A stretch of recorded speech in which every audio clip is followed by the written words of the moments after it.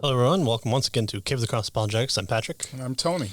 And today we're talking about one of our favorite subjects, Jesus. Yeah, about Believe it or not, a Christian apologetics podcast is going to be talking about Jesus. Jesus. Man. Yeah. So, left field. Yeah, James Anderson here has worked us up to this particular area. Actually, the last couple of chapters, he's been dealing with these questions like God is there, God is not silent, and then God with us. It's kind of a echo of Francis Schaeffer. Yeah, Francis Schaeffer. Right, Yeah. all the good books. Yeah, Christian Manifesto, throw that in there too. That's a pretty decent one to see. Oh, wow, he was kind of a prophet, and if you let the culture kind of slip away and cultural Christianity kind of flourishes, this is what we get. Neither culture nor Christianity comes about. Yeah, right. But Dr. Anderson here is kind of pointing us towards, obviously, if we're talking about worldview, a big central theme of the Christian worldview is the thing that makes us Christians. That's right. And that's, of course, Jesus. So Chris part. Yeah. And it's okay with an X because that's the Greek version. So you're more holy if you actually denote it as Xmas, as long as you can explain the X. So he starts out with the book of that will probably be more annoying than Bible believers is Atlas Shrugged by Ayn Rand. And he starts out with the question of who is John Galt? Yeah. So again, this particular chapter is about God is God with us, right? And so, So he wants to kind of answer the question of, well, who is God? And what does that mean? So he starts out by saying this question of who is John Galt? And so who is John Galt? Right. Well, that's where it starts out. And so obviously I have to bring out my Atlas Shrugged. That's right. And so the proper reading order for any Ayn Rand is first Anthem, because it's essentially 1984 close. Then you do the Fountainhead. I do have Anthem, but some terrible person in college stole it from me. But out of all of them, so Fountainhead is definitely, I think, the more superior novel. But if you want kind of the objectivist philosophy, Atlas Shrugged is that. And no bad stuff ever came out of Ayn Rand, but it's interesting to see where kind of the objectivist, libertarian, anarchist movement currently as resides in the West kind of stem from or can lend allegiance to. There was a split between Murray Rothbard and Ayn Rand, and et cetera, et cetera. But so Rand was a 20th century philosopher. Yeah, absolutely. Yeah. And so this objectivist philosophy is she was trying to root kind of morality, ethics, economics, all in the central theme of that there is an objective world, and that we can search it out through the reason and philosophy. Yeah. Where that objectivity comes from, that's where we would kind of disagree with her on. She was vehemently atheistic, but I don't really know if that fully came out of the philosophy, but it came out of her philosophy. And so when she asks this question of who is John Galt, which is kind of this central looming figure in Atlas Shrugged, he's kind of almost a Christ-like figure in that book, and that he can do no wrong, and he's the objective man type deal. But the reason that Anderson points us to that question is Rand's novel is much admired in some circles, but if you don't know who John Galt is, you needn't lose any sleep over it. Oh, so he's not that big. Yeah, I mean, he's, if this is the first time you've heard about Ayn Rand or The Fountainhead or Atlas Shrugged, maybe you've never lost sleep over it before. So and you should. Right. But Galt's identity matters to the plot of the novel, of course, but he's a fictional character, and his identity has little, if any, bearing in our everyday lives. And we would say that. But the same cannot be said for who is Jesus. There's so many people that talk about who Jesus is, from Eastern philosophies, religions, to Islam, to even Judaism at some varying capacity talks about Jesus. Right. And of course, among mainstream historians, there's no question that Jesus of Nazareth was a real person, right? He was a Jewish teacher who lived in the first half of the first century A.D. In fact, Anderson tells us that the abbreviation that he used, A.D., underscores this point that he's trying to make, right? Our Western calendar takes for granted that Jesus was a real historical person. Yeah, it's on the moon even. Yeah. Now we use BCE and Common Era. That's right. CE. That's right. Yeah. Before the Common Era. What's that Common Era, though? Yeah. But, not just, Jesus wasn't just any historical individual, right? Indeed, but one with such an enormous significance that Anderson tells us that an entire civilization would center its dating system on his birth. Right? Pretty good for someone who never existed and history never talks about, if you kind of believe those people that want to take that. But not even Bert Ehrman would agree with that. That's right. Well, of course, that does not deny that there are other influential people in history that shaped our worldview. Moses, Muhammad, Buddha, Karl Marx, Charles Darwin. Obviously, are people that are kind of we hear the echoes or who have a big impact on us now in science or in economics, politics, of our culture and that sort of thing. Yeah, or just how the world got its shape as far as different countries and different influences within entire continents were changed by some of these people. But even if most people who aren't Christian recognize the remarkable significance of Jesus and his impact, he does have this big impact in the course of human history, and that's kind of without a doubt. I mean, you can almost say that the decline of the Roman Empire brought up the rise of Christianity, in that there had to be something that kind of took its place of such a powerful domain. Yeah, absolutely, and it's one that conquered kings, and they conquered in the name of Christ, whether good or bad. That's another topic of conversation. But it's clear that Jesus does have a just as big impact, if probably not more, in the history of mankind. Yeah. So what Anderson wants to do in this chapter is give the Christian view of Jesus. He wants to summarize the Christian view and explain why it's reasonable to believe what Christians believe about Jesus, right? So he says one of the earliest statements of the Christian beliefs is the Apostles' Creed, right? So what does the Apostles' Creed say? In the beginning was the word, no. So it goes, I believe in God the Father, the maker of heaven and earth. I believe in Jesus Christ, his only Son, our Lord, who was conceived by the Holy Spirit and born of a Virgin Mary, suffered under Pontius Pilate, was crucified, died, and was buried, descended into hell. Although that is the big term, depending on what side of the historical plot point you find yourself. But then it goes on to say, the third day he rose again from the dead, he ascended into heaven, and is seated at the right hand of God the Father Almighty. From there he will come again to judge the living and the dead. Yeah. So, one of the kind of the bullet points of history. So on the one hand, the creed affirms that Jesus was real, historical, flesh and blood human being. He was conceived and born and suffered and died and all that sort of thing, just like we all do, right? As humans. But the creed also reflects the Christian conviction that Jesus wasn't merely a human being, right? He was also uniquely the Son of God. Right. Right, so that the creed gets us there, and that's an early historical, representation statement about who Jesus was. Right? And then a later Christian confession, the Nicene Creed, states more precisely what it means for Jesus to be the Son of God. And no, it didn't make any determinations on bringing in new things. It was to clarify. It was responding to heresy, and we've covered that once or twice before as well. Right. It doesn't mean merely that Jesus has a special relationship with God or a special role with God's plans. It means something infinitely more profound, and that's the fact that Jesus is actually divine. It's he makes claims. He takes on worship. He performs things that no mere creature could possibly do.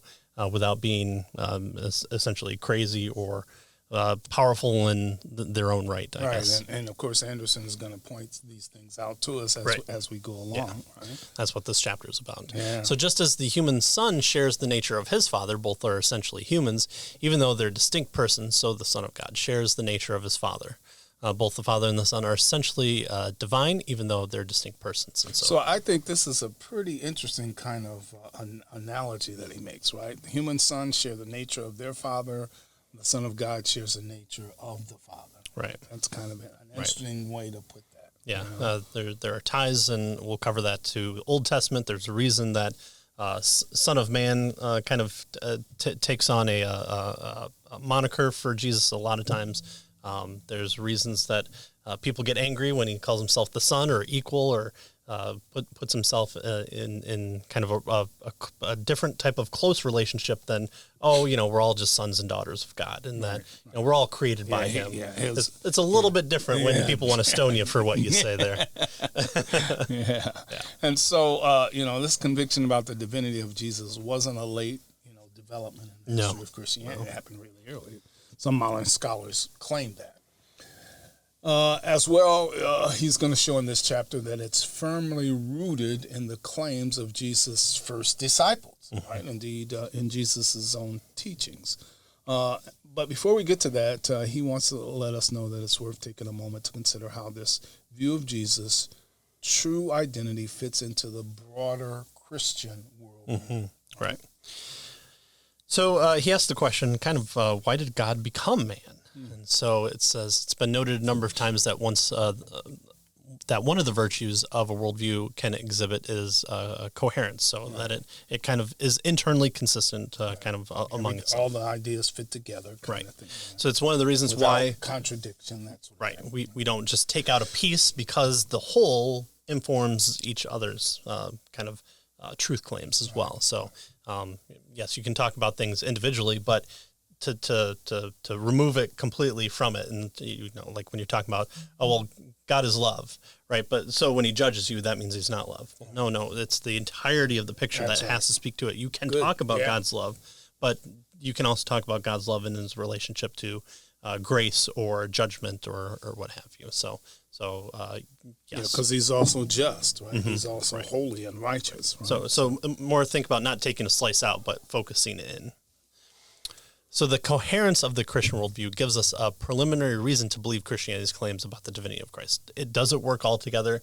Let's kind of look at the worldview impact as far as does it make sense internally amongst itself. And so that's what Christians and presuppositionalists like ourselves invite people to do, is look internally at whether or not both sides are being consistent. And this is what we would present as a coherent, consistent worldview that we want people to take on and see what would that mean if this was the case. Yeah. So if this worldview is indeed true and it's consistent, right? It's then what are the various aspects of it, and how does Jesus' divinity, the fact that he's God, fits into that? Right? And so he suggests that if it's reasonable to believe that there's a transcendent, holy, personal God, it's also reasonable to believe, we're under his judgment because he's holy and righteous, right? And we're sinners. But because God's goodness includes compassion and mercy, so again, as you mentioned, we kind of look at the whole aspect of God, not just some, portion of it. So his goodness includes compassion and mercy as well as holiness and justice. It's reasonable to believe that God has provided some way for us to escape the terrifying prospect of divine judgment, right? He is, compassionate and merciful and loving, but he's also holy and just. We're sinners, and so sin, this rebellion against God, and therefore unholiness, has to be dealt with, or he's not just. Right. And so, how do we get delivered? Well, that deliverance would require some kind of way to reconcile us, together with God, right? It's called atonement, right? And he uses that word. It's an act that cancels out the sin which has broken our relationship with God, so that we can be reconciled again, brought back together in a relationship with God. So paid our debt to society, or our debt to God. That debt to God, yeah. Right? Yeah. So it's kind of one of the reasons that we look at the Old Testament and we see that happen again and again, like the flood. Could God have wiped out all of humanity? Yes, he is perfectly just to do that. He could have recreated it. But why doesn't he? Well, he doesn't because he wants to redeem, and he knows that the evil of the world will rise up once again, but it's showing the gravity of the situation where he wipes out all but essentially 8 people within this family structure, and then he builds the world up from it again. So there's his mercy and compassion again of wanting to save his original creation, not just starting over from scratch. Good. Yeah. So the only person who could make an adequate atonement, right? So who could stand in our place? Like, who could reconcile us to God? Who could take God's hand and our hand and put us together? Goats and bulls. That's right. Goats and bulls. And doves, if we're poor, we divide them up. That's good enough. Right. Well, no, there's Give me half a dove, yeah, please. Yeah, here's a penny. Yeah. You take his one leg and I'll take him. So who would be the person who is both human and divine that could bridge that gap? That could be, and it couldn't even be half and half, right? That's an important point or a mixture of certain qualities, but both fully human and fully divine. Human, so that he could suffer the penalty of death on our behalf, on humanity's half, but also divine, so that his life would be absolutely flawless and his sacrifice would be sufficiently valuable to pay the price, not merely for one other human life, but any number of human lives, and not just that at that moment in time, but throughout all history, both before that point in time and after that point in time. Exactly. And the price, of course, was death, right? Because the wages or the payment for sin is death, right? That's eternal separation from God. He's a holy and righteous God. He doesn't want doesn't want anything to do with sin. And so the price for sin is separation, is death, right? And so how is that price paid for, right? And of course, that's how we get to Jesus, right? The problem of human sin requires a solution that fits this problem. And Jesus, as the perfect God-man, right, represents the perfect sacrifice for sin, right? So he can, as it were, grab God's hand, grab our hand, because he's both God and man. And so he tells us that we can see that what Christianity claims about the basic human problem, our sinfulness, our separation from God, the deservedness of our death, right? And of what it claims about Jesus as the solution to that problem, kind of go hand in hand together. That's what he tells us. Right? So Jesus solves that problem. Who Jesus is, in terms of being both God and man, solves the human problem of sin and death that we have. Right. And pointing back to kind of the last chapter where we came from, where we talked about, well, why not Judaism? Well, Judaism still has this Messiah that's still waiting. And it seems like after the Second Temple's destroyed in AD 70, fall of Jerusalem, they kind of have changed or responded differently to the messianic claims and kind of attribute it to themselves in some capacity. And then with Islam, well, okay, God's able to save you if your good deeds outweigh your bad deeds, but where's the justice? Right. So you're just... Or he can arbitrarily save you, period. Right. Or not. Or arbitrarily. Not. Right. Yeah. So there's, again, the coherency of the system. Jesus seems to be the only way that this divine man person that we haven't revealed yet is the one that makes the most sense and still attributes the same qualities to God, so that you're not kind of destroying the understanding of who he is. Right. So from a theological perspective, we might say, Jesus, the atonement and all the things that are required to save us requires that Jesus is both God and man. Right. That's kind of the point he's trying to make here. Right. So the problem of human sin requires a solution that fits the problem. Exactly. Right. So he goes on to say, well, who do I say that I am? The question is of the true identity of Jesus. It isn't a modern question. It's a question asked by many people who encountered Jesus personally. In fact, Jesus is also the same person that asked this very question to his own disciples. And so Dr. Anderson takes us to a few of those, showing, at the very least, he was asking those same questions to his closest followers. Right. And they had certain kind of things to say that consistently meet out through the history of Christianity. Yeah. So he asked Peter, who do you say I am, right? He asked him, who do men say that I am? And Peter, they give him an answer, Elijah, one of the prophets, whatever. Now he asked Peter, he asked them, who do you say I am? And of course, Peter speaks up, because that's what Peter does. That's what Peter does, right? And he answers, you are the Messiah, the Son of the living God, right? In Matthew 16:16. And of course, the title Son of God is exalted enough, as it were, But over time, however, the disciples came to see its full implications. Right. The Son of God is equal with God, right? So who do you say I am? You are the Messiah, the Son of the living God. And what do we mean by the Son of the living God? Well, they increasingly began to see that it meant that he was equal with it. Yeah. Yeah.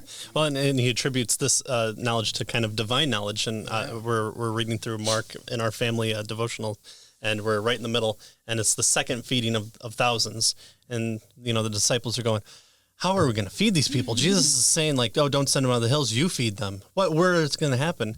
How about you flip 2 chapters before, or however many, months or years, and look, he did it before. He's just going to do it again. Like, come on. But, that's, again, if you read the Old Testament, you're like, all right, come on, Jews, stop wandering in the desert. And now, I can say it to myself and to say, how many times will it need to run through my head before I get it to? And so it points out to the fact that they were so entrenched into the worldview that they had that it was really difficult for them to see who he really was. Well, he's going to be a king that kicks out the Romans, and we'll just rule again like we did, and we'll have gold storage, and we won't show the Babylonians our gold stores anymore because we learned the first time. That's right. No, it's something we learned the hard way. Right. Yeah. So it's this increasing understanding of who is this man that even the wind listens to him, and I did a sermon that talked about that for Revived Thoughts, and it's just interesting how the even within the scripture of those who were closest to him kind of needed the understanding of the different stories that Jesus taught explained to them, and they still didn't get it until obviously the Holy Spirit has some capacity to it, and Dr. Anderson doesn't get too much into here, but there's a reason that there's a Trinity, and we're kind of making the case here that Jesus is is God in comparison to the Father. So John refers to Jesus as the Word. Okay, so here's another account. John right? 1. First, Peter says, you are the Messiah, the Son of the living God. Right? Now we have John. Right. Probably to convey the idea that Jesus is God's self-revelation. And so there's a reason why it sounds so familiar of Genesis 1, right? It's a creation point. It's before there was everything, there was something. That something was someone. That someone was God. And so there's a reason that John 1 says, in the beginning was the Word, and the Word was with God, and the Word was God. There's only one and only one God, remembering that the first Christians, including John, were Jewish monotheists. They'd stand up and say the Shema every morning, and so it's entrenched in them. And it's not a change in who God is. This is a different, a more full revelation. And so there are different evidences showing, even in the Old Testament, some the angel of the Lord appearing and wrestling with people, or appearing before different people and accepting worship and everything like that. So the New Testament is when it's more fully realized, more exacerbated, and it seems to be that when Peter comes around, or at least when the Testaments, the Gospels are being written, that it's kind of commonly accepted. So they've kind of worked out the Trinity without it's not called Trinity in the Bible, right? But the concepts are there, and exactly. we can name it whatever we want after that. So there is only one God, and that's the monotheism. But even so, there is a personal distinction within the one God. In this case, a distinction between the Father and the Son. Right, and so that's what we see when we read in the beginning that was the Word, and the Word was with God, and the Word was God. Yeah. So we see this distinction here that he's trying to point out. Right? So since John makes such exalted claims about the Word, you might be wondering whether we know for sure that he's referring to Jesus, right? Because this is at the very beginning of his gospel, right? Just stop reading. Don't go further. Yeah. That's the point. Well, and so kind of to confirm it, we need only he tells us, Anderson, to read, keep reading a little further into the introduction, and we reach a statement in verse 14 that says, the Word became flesh and made his dwelling among us, and we have seen his glory, the glory of the one and only Son, who came from the Father, full of grace and truth. So who was this Word? Who was with God and was God? And, see John chapter 2. Yeah, the one who became flesh. Well, yeah, it was Jesus. Right. Yeah. So we have Peter's declaration. We have John's explanation. Right? Writing in it, yeah. Next we have... Good old Paul. That's right. The one who made up Christianity on the spot, and everyone seemed to follow him, and we're okay. He wasn't taken out by the Jewish-led church. Oh no, it seems like like there was some intermixing of Paul and Peter and the disciples as well. So the Apostle Paul, who wasn't one of the original 12 disciples, but experienced a dramatic conversion when, according to his own testimony, encountered Jesus alive after his crucifixion. Paul, why are you persecuting me, even though you're killing my people? Well, there's another tie-in to Jesus's body and Jesus's church. And so, again, the coherency is available to us there as well. So Paul expresses this same high view of Jesus. And in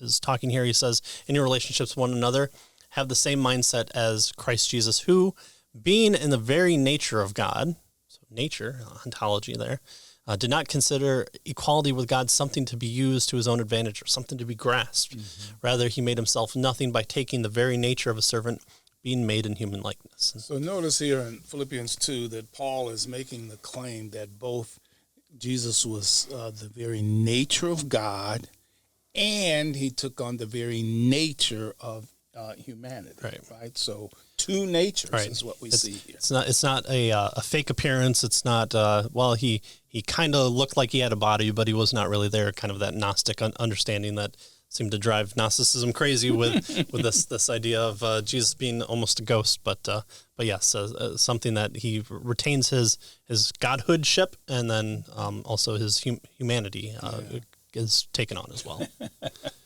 And so Anderson says, well, somebody might say this is all very interesting, but people believed all kind of strange things back then. And now. Yeah.